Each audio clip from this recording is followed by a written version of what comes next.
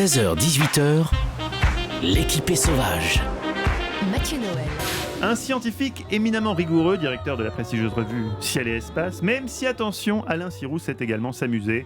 Il n'est pas rare qu'à la fin d'un repas bien arrosé, après une petite prune, il propose à ses convives un jeu rigolo et coquin de son invention. C'était très sympa samedi soir. Vous allez imaginer un cube. Ce cube, il a des faces. Et puis sur une des faces, on a collé une sorte de petite pastille. Ouais. On pose ce cube sur la table et vous allez vous concentrer sur ce cube. Vous allez l'imaginer. Vous allez faire rouler le cube. Vous avez le cube dans la tête. Allez, à gauche, en avant, à droite, en arrière, à droite. Où est la pastille ? Mais voilà, Alain, il y a un temps pour s'amuser entre amis consentants et un temps pour bosser. Ce soir, la question se pose, avez-vous vu deux lunes à l'issue de la soirée où il y a vraiment deux lunes dans le ciel, Alain ? Alors, il y a vraiment en ce moment deux lunes dans le ciel. Il y en a une qui est visible et l'autre pas du tout. Qu'est-ce que ça veut dire une lune ? Ça veut dire un satellite naturel.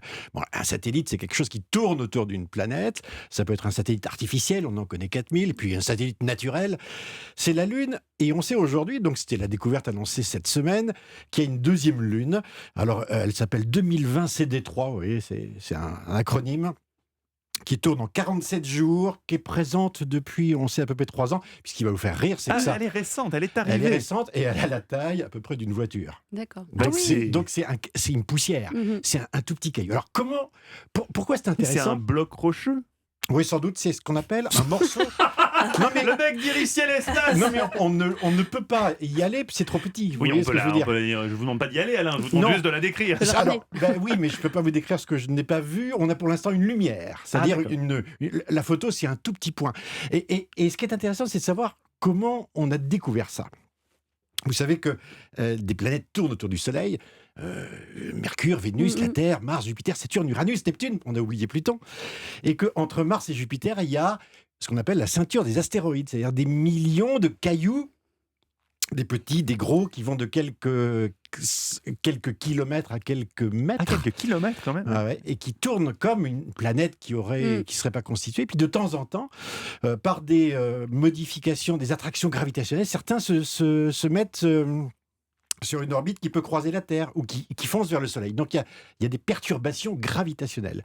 Et les astronomes aujourd'hui se sont dit, mais est-ce que finalement ça pourrait amener des astéroïdes, donc des cailloux, à se mettre en orbite autour de la Terre de façon naturelle ? Si je comprends bien, si je vous suis, Alain, cet élément rocheux tel que je l'ai décrit, puisque moi-même je taquine un peu l'astrophysique, et c'est en fait comme une météorite ou un truc qui serait arrivé vers nous, et au lieu d'arriver sur la Terre ou de se dissoudre dans l'atmosphère, ce serait mis à tourner autour de nous. C'est exactement ça. Et c'est très difficile à faire parce qu'en fait, il faut une vitesse particulière, il faut un angle particulier. Il ne faut pas que ça arrive trop vite, sinon ça rebondit, etc. Donc d'abord, ils se sont amusés à faire ça sur ordinateur. Ils ont pris des milliards d'astéroïdes potentiels et ils ont découvert que en fait, ça devait être fréquent. Il devait y en avoir 1 ou 2 qui arrivaient peut-être chaque année. Et ils se sont dit, on va les chercher. Ils se sont mis à les chercher avec des grands télescopes et ils ont découvert pour la première fois, donc c'était en 2006, un caillou, un astéroïde de quelques mètres de diamètre qui tournait autour de la Terre. On a dit, ça y est, on a trouvé une deuxième lune. Et puis on l'a dit vraiment comme ça, comme Michel Serrault dans la cage aux folles. On a trouvé une deuxième lune. Exactement. Ils sont forts, les scientifiques. Et là, on a évidemment encore découvert un nouvel objet comme ça. Et ce qu'on sait aujourd'hui, c'est que d'abord, il peut y en avoir 2, 3. Encore faut-il les attraper, c'est pas facile. Mais on les attrape avec quoi ?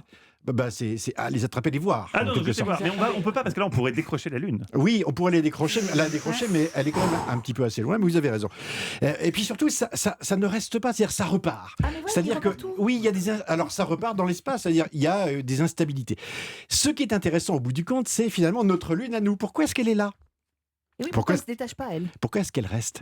Comment elle s'est formée ? Parce qu'elle est trop grosse pour partir. Et ce qui est rigolo, c'est de savoir que 50 ans après que l'homme est débarqué sur la Lune, on ne sait toujours pas exactement comment, il y a 4,4 milliards d'années, elle s'est formée, d'où elle vient. Alors on pense que c'est le résultat d'une collision entre un objet qu'on appelait Theia et puis la Terre primitive, qui a formé un disque de débris, ça s'est aggloméré. Oui. Attendez Alain, parce que là une question me vient, peut-être que je vais passer pour un énorme con, mais juste la Lune, est-ce que la Terre a déjà existé sans la Lune ? La Lune s'est formée après la Terre ou en même temps simultanément ? Alors on pense que la Lune s'est formée un tout petit peu après la la Terre 100 millions d'années après. Mais D'abord 100 la millions Terre. d'années, c'est énorme. Donc longtemps, la Terre n'a Non, pas eu de lune. non, c'est pas grand-chose, 100 Donc millions la d'années. nuit, par exemple, on pouvait pas draguer sur la plage. C'est pas pratique, ça. En fait, la question qu'on s'est posée, c'est qu'est-ce qui se serait passé si la Lune n'avait pas existé? Si la Lune n'existait pas, qu'est-ce qui se Est-ce que passerait? la lune est le déclic de la vie?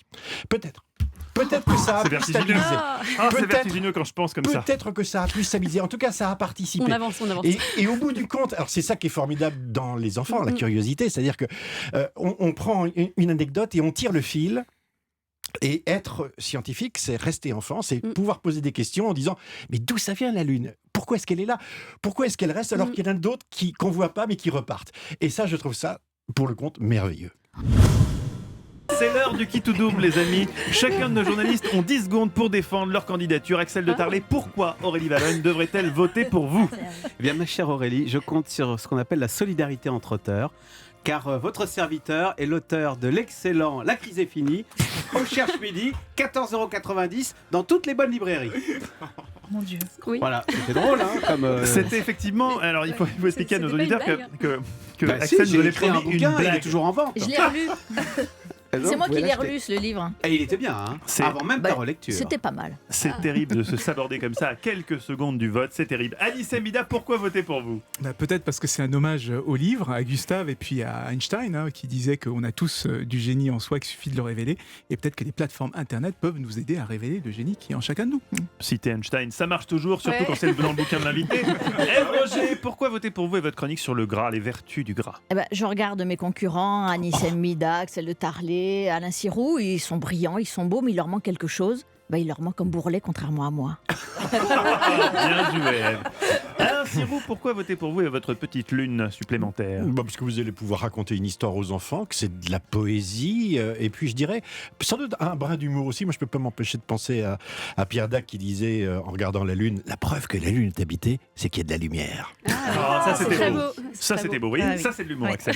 Eh ben, dévoilons d'abord le choix de nos auditeurs. L'éloge du bourrelet gagne 2 points. L'éloge du bourrelet, ça vous a plu? 2 points pour Ève Roger. En ce qui me concerne, je donne mon point aujourd'hui.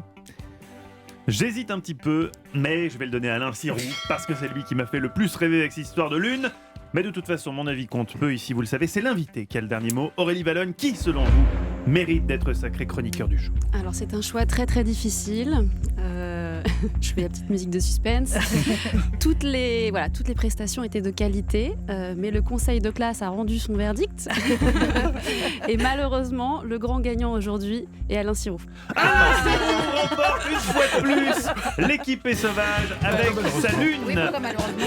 C'était- Conseil de discipline pour J'étais- Axel de Tarlet. J'étais beaucoup pour le bourrelet aussi, j'avoue.